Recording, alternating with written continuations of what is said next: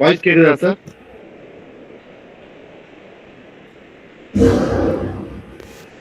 Sir கேக்குதா?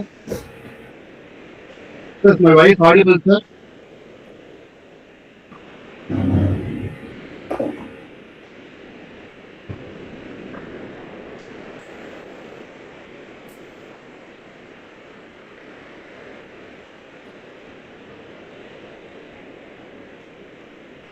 Okay, sir.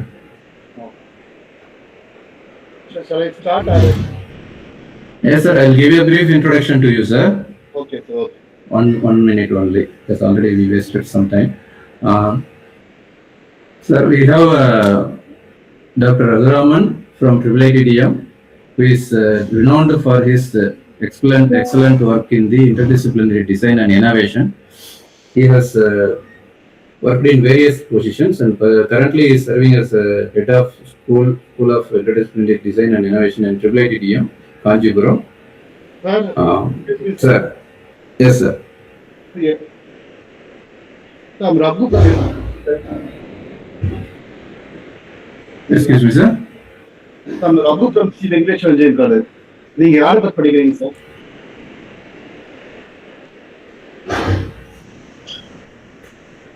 So okay, continue, sir. No problem. Kindly be in session, sir. Sir? Kindly be in session, sir. 1 minute.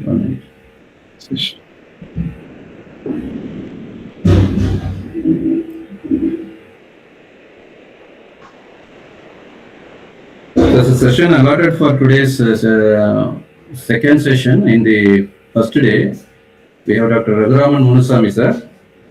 Okay, no issue. Okay, no problem. Yes, sir. So Dr. Raghu has worked in the structural system design impact analyst at Rolls-Royce, UK, and he is a research fellow in the School of Mechanical Engineering, University of Leeds, UK, from 2007 to 2011. He obtained his PhD from Indian Institute of Science, Bangalore, in the field of advanced methodologies for designing metallic armor plates for ballistic impact, and he received B and ME degrees in production engineering from PhD College of Technology, Coimbatore. His area of expertise involved design and manufacturing of defense, automotive, aerospace, and relevant areas, and advanced numerical simulations also. Right? To give a nutshell of his expertise, he is known for his work on design for X, DFMA, tolerance analysis. He has shown his proficiency in various software that includes the SolidWorks, Lilas Dyna, Abacus, HyperWorks. So this is to open his session for the FDP, and hope he is delivering a good session for the participants here. We warmly welcome Dr. Raguraman Munusamy here.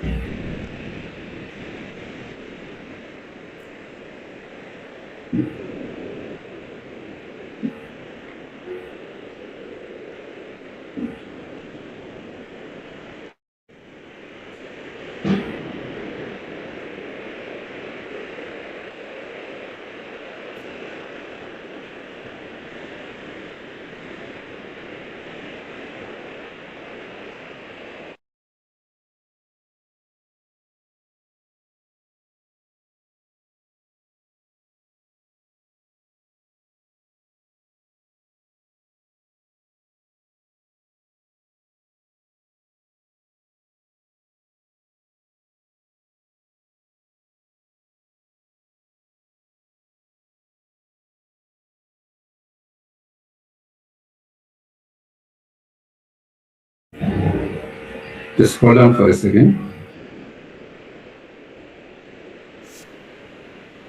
Am I audible? Audible, sir. You are clearly audible. Okay, sir. So I missed some part. I have to restart my system. No issue, sir. It will take time.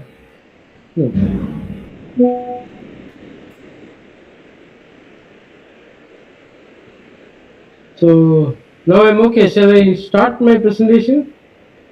Please, sir. Please start, sir.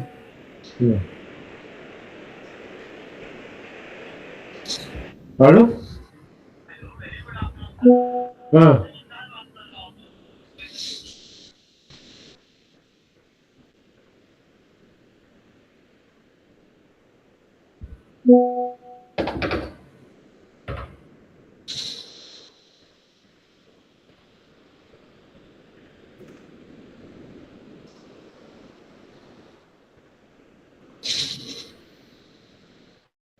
So my screen is visible? Please screen is coming.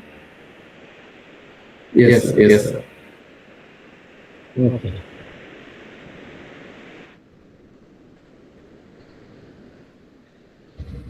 So good afternoon to all, and I hope my slide is visible, right?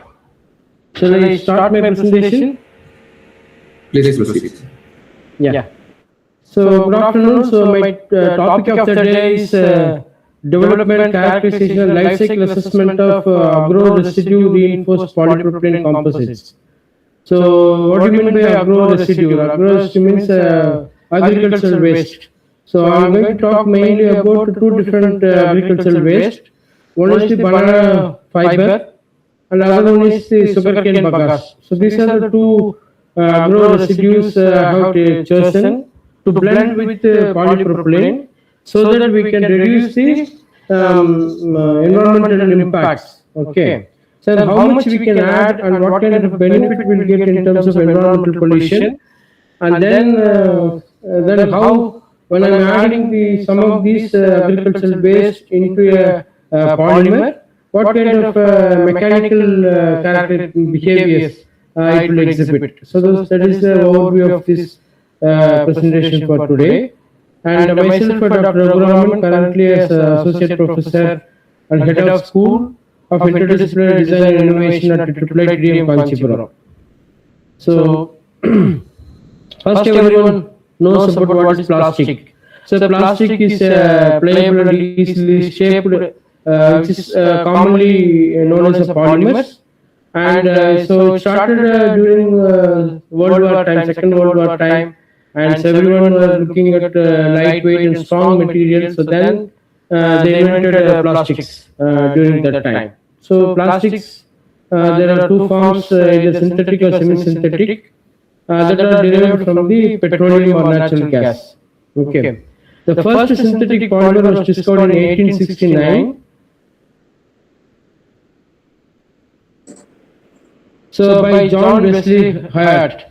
So what he did is he treated cellulose material, so derived from cotton fiber with camphor, and he discovered a plastic which can be crafted into variety of shapes and forms. And then in 1907, Leo Backland, he invented the backlight, and so the backlight is used as an insulation material, and it is durable and heat resistant materials. Okay, and then during Second World War again, so mainly from the US Army Force, they started replacing these polymers or plastics, and the percentage of production of plastics were increased up to 300% during World War II. And then later in 1935, Vanus Carothers has invented nylon, and that nylon is mostly used for parachutes, body armor, and helmet liners. And slowly they increase the market of plastics, and now everything is plastics. Now everyone is struggling how we can dispose the plastics. So that much quantity has been produced after these incidents, and now we are mainly focusing on how to deal with plastics.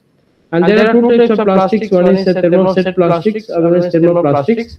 The thermoset plastics are it can harden once and during cooling and heating cycles, and it will not come back to its original position. You cannot reheat or anything, so it's permanently forms several shapes. It is called thermoset plastics. And thermoplastic is easily moldable and extrudable, and it can be recyclable and reshaped, recyclable multiple times without any degradation of its properties. That is called thermoplastics. So this polypropylene is one of the thermoplastics. And globally it is it keep increasing its production. So we have taken data from 1950s and till 2025. And so currently the plastic production around the world is around 445 million metric tons is the plastic production. And it's going to increase exponentially. So you can say over 1,000 metric tons in 2050. Okay, so that's a projection. And in which sector the plastics are majorly used? So we have plastics, variety of plastics, but used in all the applications like agriculture, consumer goods, textiles, electrical and electronics, automotive or other means construction and packaging. So out of these many sectors, the packaging sector holds the major usage of the package, means the plastics. So the plastics around 40% is utilized by the packaging industry. Okay. And in packaging industry itself, so we have the multiple types of plastics. Okay, polyamide, polycarbonate, ABS, then polyethylene tetraphthalate, that's called PET, and polystyrene, polyurethane, polychloride chloride, PVC, then polypropylene, polyethylene. So there are variety of polymers in which around 20% consumed by polypropylene. Okay, in the various applications. So when you take the polypropylene itself in packaging applications, it's around 48%. So the packaging is the major consumer. Means consumption is happening in packaging industry. That is polypropylene. So around 48%. So there is a huge potential or a huge amount of CO2 is emitted because of the polypropylene utilized in packaging industries. So that is where we need an attention to reduce the environmental impact. So that is why my current research focused on. And if you look at the applications of polypropylene, you can see all these made up of polypropylenes like water bottles, boxes, egg trays, and then bottle carriers and vegetable carriers. All these made of polypropylene in the packaging industries. And then if you look at in automotive industries, all these interior components, some of these are underbody components are made of plastics, means polypropylene. And other applications like consumer goods, furniture, luggage storage containers, toys, medical applications. So all this where you use the polypropylene. And what are the major challenges when you are using the polypropylene? So polypropylene emits high greenhouse gas emissions during production. So which is around 1.34 to 1.95 CO2 equivalent per kg of PP. So when you are processing 1 kg of PP, it will emit around 1.3 to 1.9 kg carbon dioxide equivalent. That means that much it is globally contributing to global warming. Okay. And then limited recycling infrastructures. If you look at the recycling of polypropylene, we are not having sophisticated or very high level of recycling. 100% recycling is not possible. So there is a limited recycling infrastructure is available. Therefore, the remaining material end up with the landfills. Okay. And degradation. So all this polypropylene will lead to degradation to microplastics when it creates a long threat to the marine and terrestrial ecosystems. Okay, so since it's converting into a microplastic, then that creates a lot of threats to marine and human toxicity. And then continued heavy reliance on depletion fuel, fossil fuel. So since it is made from the fossil fuel, it continue heavy requirement of fossil fuel for making the further production of the polypropylenes. So therefore, the current research where I'm going to present is the urgent need to reduce the carbon footprint. That is one of the objectives. And then how we can reduce that? One is recycling is limited. So either we have to identify a suitable recycling process and enhance the current recycling process process, or we can go for alternate materials. So my focus is on the utilization of the agricultural residues as an alternate substitute with the polypropylene, means polypropylene, so that we can reduce the CO2 footprint. And the other is it's not only the using the agricultural residues into the PP, it also give a good mechanical properties. So a good balance between the mechanical performance and environmental sustainability is a real challenge actually. And then we have target applications. Mainly I am focusing on the vegetable crates or packaging applications. And so what is the requirement? So this is the crate I have taken, considered for the life cycle assessment. And the life cycle means there are multiple types. One is cradle to cradle. Cradle to cradle means where you are getting the raw material and then it goes to up to the end of use. Okay. So that is one approach. And the other approach is cradle to grave. Cradle to grave means the material is from birth to the death. Death means after recycling, after finally it goes into the landfill. So after that will be the cradle to grave analysis. So what I have considered is cradle to grave analysis, and the functional unit which I have taken for the study is vegetable crate. This is a vegetable crate which is carrying around, means weight of around 1.3 kg. Okay. In order to perform this life cycle assessment, I have used the GABI software, which is ISO certified software, commonly used across the globe. That is software which I have considered for performing life cycle assessment. So there are 4 different parameters which I have estimated from this life cycle assessment. One is global warming potential, and the other one is acidification potential. Then the third one is human toxicity. And the fourth one is marine aquatic ecotoxicity. So these are the 4 different parameters which is essential.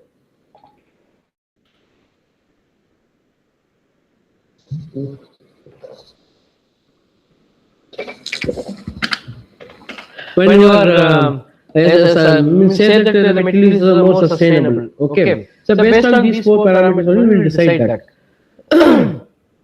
And then this is called the process flow diagram, which I have considered for studying this LCA. So I started not from the raw material processing. So I started from raw material procurement. So this is where I will procure, maybe from some shops or anywhere. Then that is the point which I call it as a cradle. And then I will transport that material from the vendor to the factory. So there is one vehicle is used. That vehicle will travel around 50 kilometers, something like that. Then after transporting to the factory, I use the injection molding machine to create the crate, and then I will transport to the end users, and the crate will be in the user phase, and then after the usage, after 200 500 cycles, and then it may go to landfill. For the landfilling, I use some transport from the user, and then the transport is considered, and then finally it will go to the final landfill. So that stage is called as crave. So this is a cradle to crave system boundary, and I accounted starting from material procurement till the disposal of the material after usage. Okay. Similarly, I have created a flow diagram for the untreated banana structure. Actually, I have a banana structure. Banana structure means during the banana fiber extraction, there is some pith material which will be extracted along with fiber. That consumption is that availability of the raw material is very high. So I have used that banana structure as a filler material with PP. So this is the flow which I have used. So we will procure that banana structure from the banana fiber extracting unit, and then polypropylene pellets from the shop, and that is the stage which I call as a cradle, and then transport to the factory, and I will use the dryer for drying the banana structure, and then blending the PP and banana material using the twin screw extruder, and from once that mold means pellets are made as a combined blended pellets, and then that pellets will be used for making the injection molding to create the crate, and then again it follows the remaining phase as earlier. Similarly, if the banana structure has been treated using alkali, alkali treatment means it is soaked in a NaOH solution to remove the hemicellulose and the lignin content which is available in the banana structure. And then it follows the remaining process as similar. And then I have followed this one. Instead of a banana structure, I have used banana sugarcane bagasse. Sugarcane bagasse as a filler material, and that is how the ball milling is used to make the powder, and then from there it blend the PP and sugarcane bagasse powder together in a twin screw extruder, and then it follows the remaining process as similar to others. Okay, so this is a system boundary. And during this system boundary, there are major equipments used. Is one is hot air oven, and then twin screw extruder, and injection molding machine, and then banana structure extractor or sugarcane bagasse extractor, and then ball milling. So this is a motor power used in those machines, and how much time required to make the vegetable crate, that estimated this time in hours. And then from this calculated the energy required in each process for when you consider this is a base power and the duration. From that we calculated the energy requirement. And then these are the environmental factors available in the GABI software related to all these components, means materials like banana structure, sugarcane bagasse powder, nano clay, then NaOH, then distilled water, PP, land filling, what is the per kg, means the parameters like that.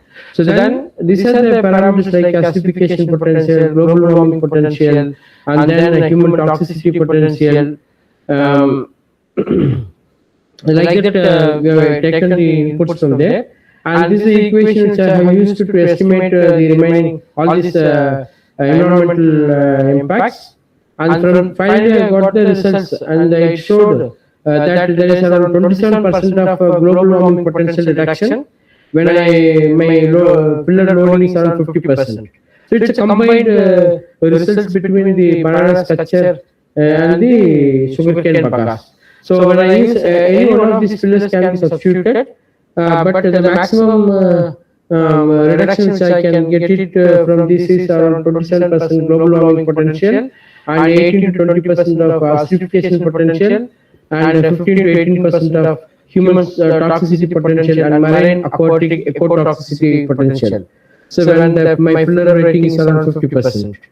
Okay, and so this gives that around optimal balance identified is around 50% weight of filler materials, but the optimum one is around 20 to 25% range. So that balance the mechanical performance as well as the sustainability. And then effective substitutions natural fiber successfully displace the fossil-based polypropylene. So it helps to reduce around 25% of fossil fuel-based polypropylene. So we can have 75% of polypropylene, 25% is natural filler material. The net benefit is huge, and it saves the ecosystem. Okay. And so finally, the agro-residue valorization provides a quantitative pathway to decarbonize plastic products while maintaining the functional utility. So without losing any functional property, it helps to this filler materials helps to decarbonize the plastic products.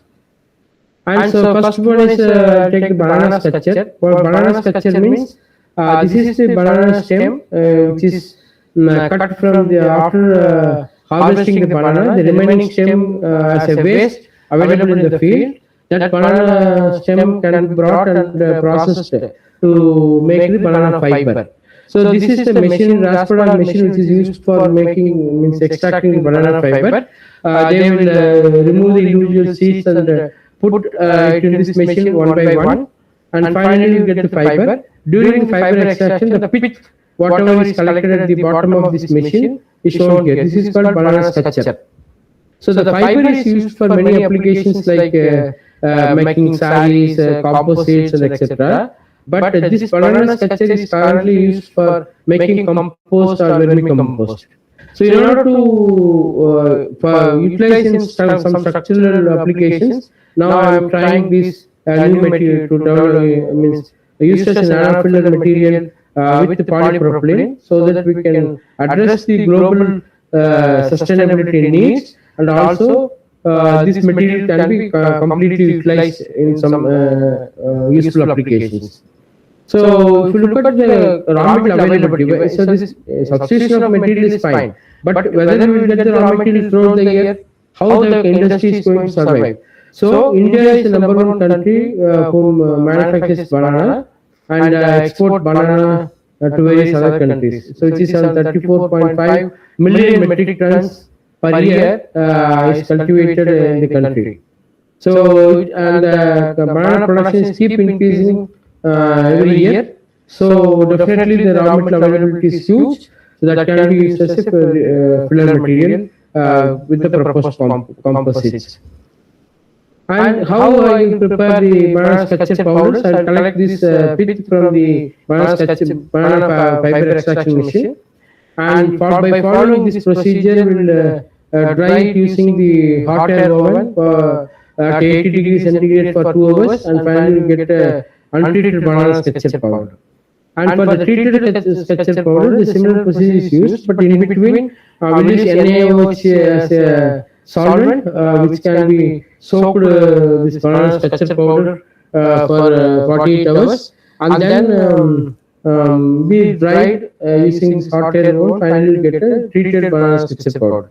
The difference between these two is one is having the hemicellulose and lignite in that, and the other one is that hemicellulose and lignite are removed through the chemical process. So once this banana structure is made, and then this is the twin screw extruder used to make the pellets. So around so we vary the percentage 10, 20, 15, 20, 25%, like that we vary the banana structure, and the remaining portion is used as a PP, and by combining those two we created the pellets like this. This is a pellet after blending. Okay, and these pellets are used to make the composites. This is the twin screw extruder, means injection molding machine, which is used for making the tensile and flexural test samples made using these pellets for different filler compositions.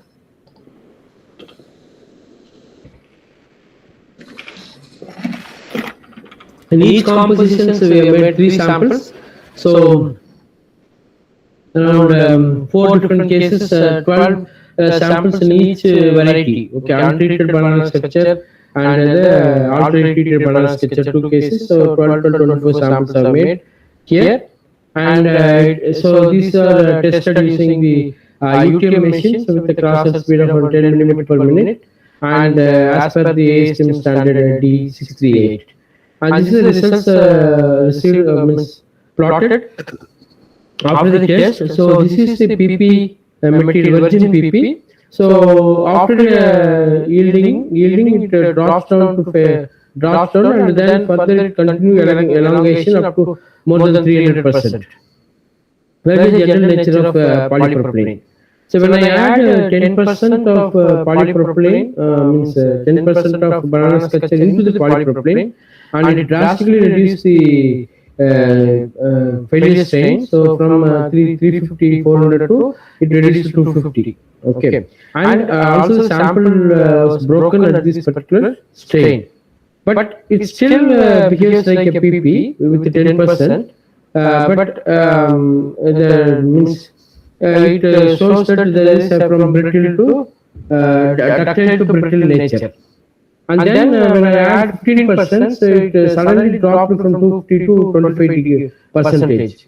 That is a failure strain. So then if we continue adding the percentage, the failure strain decreases. Okay, so that is so, which indicates that when you add anything with polypropylene, that from brittle to it will change its behavior from ductile to brittle nature. So that is a very common observation between all the samples. So and then similarly done for the treated banana structure. So a similar trend was observed. So it's keep reducing the failure strain. And these are the failure behavior of all the samples after testing. So you can see it's all failed in a similar way as one each other. So then finally the results also look similar. So as a comparison between various samples, so with polypropylene means virgin PP, that is as a reference material, there is no filler in that. So that's a tensile strength of around 30 megapascal, and the elongation of break is greater than 350%. Okay, and so with 10%, 15, 20, and 25% is been compared between untreated and treated banana structures, and the treated ones are much better compared to the untreated ones. So as the percentage of filler material, so when you have significant reduction in tensile strength and elongation with increasing filler content due to poor interfacial adhesion. And then similarly, with the stiffness also increases progressively with filler content for both systems due to rigid filler incorporation. So this actually it shows the poor interfacial adhesion, which I have observed from the same analysis also. And the next one is the flexural samples. These are some of the flexural samples made is similar to tensile. So 24 samples were made, and it has been tested as per D790 ASTM standard, and it's a reference polypropylene. So the results look similar, and the maximum yield strength also looks similar, but failure also a small reduction, but all similar to each other. Okay, and for this is for the treated structure powder. And this is how, if you look at the failure characteristics, which are similar to each other, and it gives only the bending stiffness. And finally, it has been compared, and so a consistent increase in flexural modulus with the filler content is seen because of the rigid reinforcement of the filler materials with the PP. And treated banana structure exhibits higher flexural stress than the untreated ones due to better adhesion. So since there is no hemicellulose or lignin content present in the treated banana structure, so it enhances the adhesion properties. And then progressive stiffening leads to reduced deflection. So the failure must shift from necking to brittle nature. So this is observed commonly for any polymer. When you add any material with the polymer, it behaves like a brittle material instead of a ductile material. That is also one of the reasons why I have chosen the packaging. Packaging requires the flexural rigidity as well as the compression behavior. It does not require any tensile properties. So that is why these properties are more suitable for packaging applications. And as PP alone, it used in the majorly on the packaging applications only.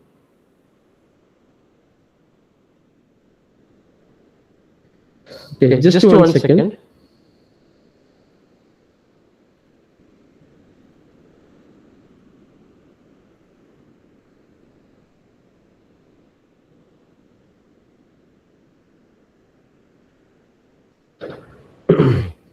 Okay, so the next one is thermal analysis. So which all behaves in a similar way, and so there is no much difference. And the char formation is similar when you add any of the filler materials with this.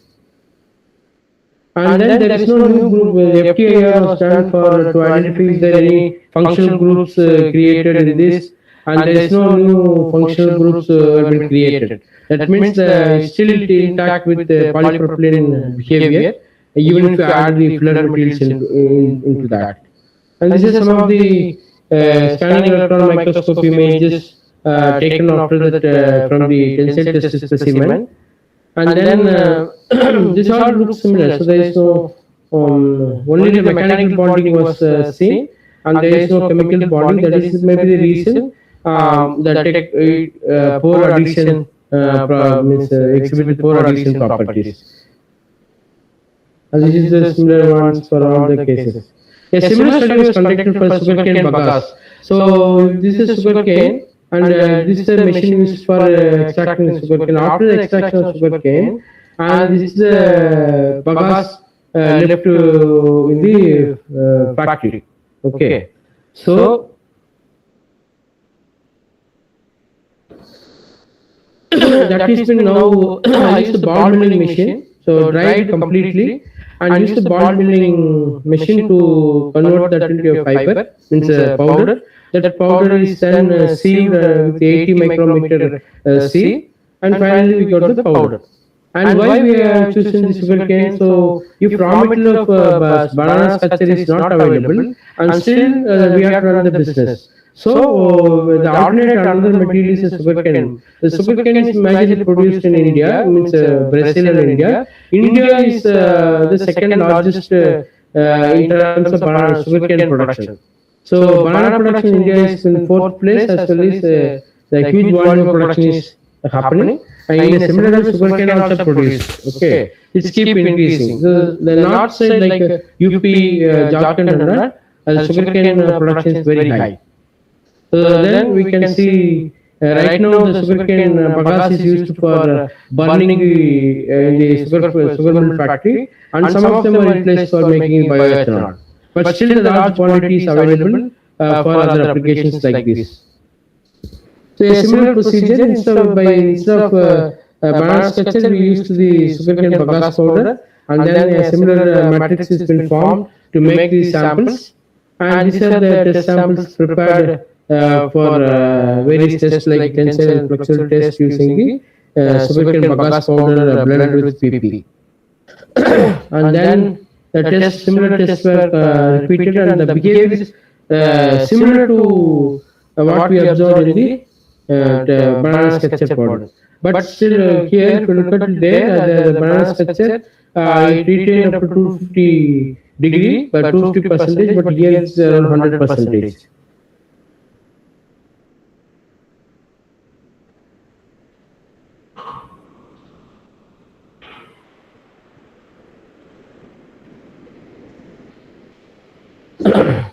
So similar approach, and finally got around these are different failed samples after tensile and flexural test, and the behavior is similar to banana structure embedded PP material. And again we have conducted the thermal analysis. The samples were its behavior is similar to that, and it's around 450 degrees. All became char, and the formation is similar to banana structure. And here also there is no new group formed. There is no new functional groups identified in the FTAR. And a similar same results also seen with sugarcane bagasse embedded composites. And finally, it's been compared here and between various percentage of sugarcane bagasse, and when we increase the offers balanced stiffness and ductility for suitable for packaging applications, and there is a moderate stiffness. You can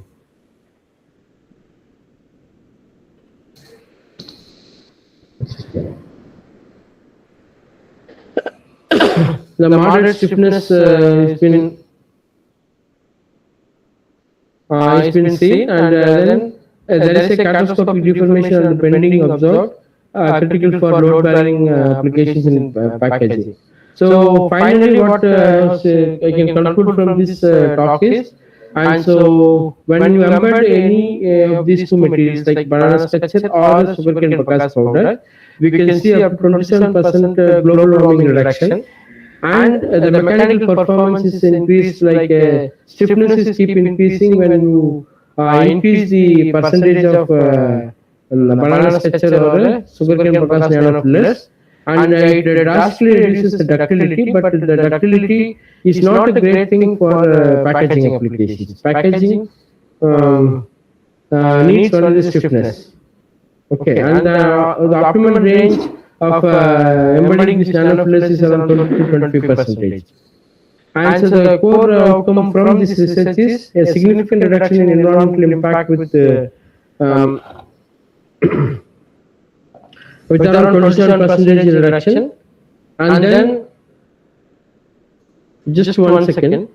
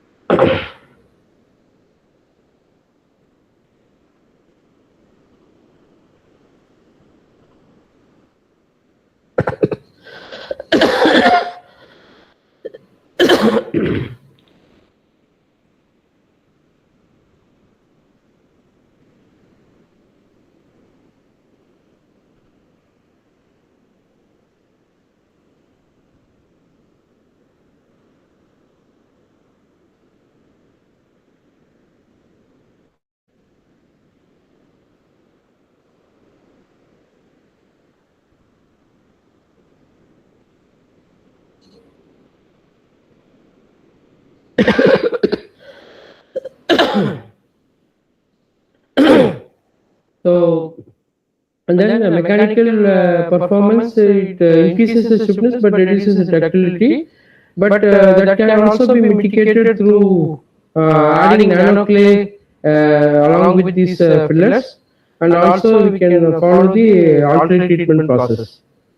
So then thermal and chemical process, it shows some chemical stability without no degradation, with no degradation. And then composite exhibits improved thermal barrier properties and increased char formation. That is a good thing. And then microstructure also confirmed the improved interfacial bonding with alkali treatment and nanocrystallization, supporting mechanical findings, and also finally it gives the range of filler metal which can be added to polypropylene to get a balance between the mechanical and the sustainability. So, as a summary, I can say that the integrated findings validate the viability of agro-rescue reinforced polypropylene composites for sustainable engineering applications. So, with that, that's my final say to this broader audience. Based on my research using these two agro residue as a filler material with PP in order to reduce the carbon footprint. So, with that, I say thank you to the organizers. And so over to you for the questions. Audience, any questions you might have posted in the chat box? Or if at all they are not posting, sir, let me start with your question, sir. Like, so I have followed you for at least 5-6 years in your tenure in civil ITM, sir. Like, what is the contribution you have taken from the banana leaf to textile material? I have observed myself. So, if you could address to a few of the faculty members and scholars over here to take up some